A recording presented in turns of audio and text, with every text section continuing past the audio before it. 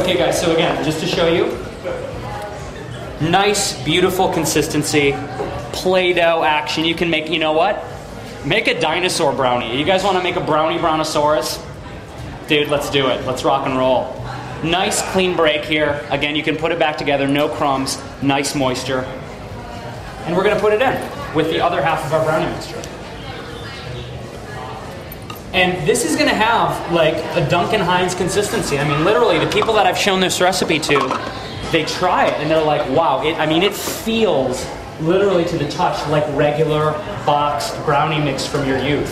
So don't get too freaked out. You know you're on the right track if you get that consistency and that moistness. That's what we're looking for. And you don't need to add any extra oil. Another tip that I want to share with you guys, if you do use walnuts, there tends to be a higher oil content in walnuts than pecans I've found. And I've actually had to take towels and lay it down to absorb the excess oil if I'm using walnuts. So be mindful of your oil content if you do choose to use walnuts. Maybe you want to do half walnuts, half pecans. But I've noticed that the pecans are just absolutely perfect in this recipe. So just think about your oil content if you're going to use the walnuts.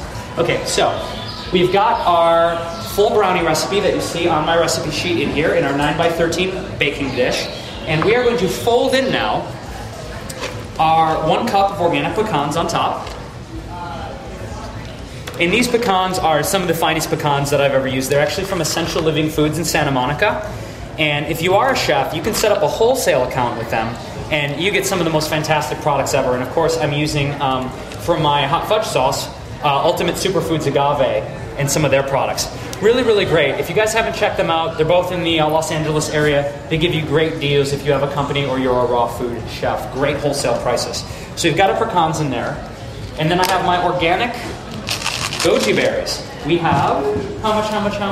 Half cup of goji berries that we're going to sprinkle on top as well.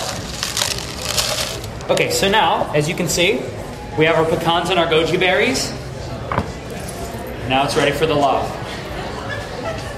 Last year, I volunteered with some absolutely fantastic chefs at Raw Spirit Sedona, and I had the pleasure of working with Melissa, Bruce Horowitz, and Cosmo Means. And I had 2 really fantastic days there out of the 5 days where Cosmo came up to me on day 2 and he's like, hey man, go put on a tank top. Okay, go put on a tank top. And go and wash your arms up to your armpits. Okay, so I run and I scrub my arms up to my armpits and he leads me over to where we were mixing marinade for kebabs filled with vitamin mineral earth and oil. And it was one of the most fun opportunities ever. I'm like an orangutan in these giant vats of vitamin mineral earth and kebabs going like whoosh, whoosh, goosh, covered in oil and vitamin mineral earth. And then not 2 days later, Cosmo's like, hey Jay, come here. I'm gonna do the same thing with brownies. We had brownies for 3,000 plus people last year. And I can tell you, it was an unbelievable amount of chocolate. I was literally covered in like chocolate peace paint, up to my armpits in chocolate. And yes, it was licked off. It was great. Try it sometime with a friend. It's really fun.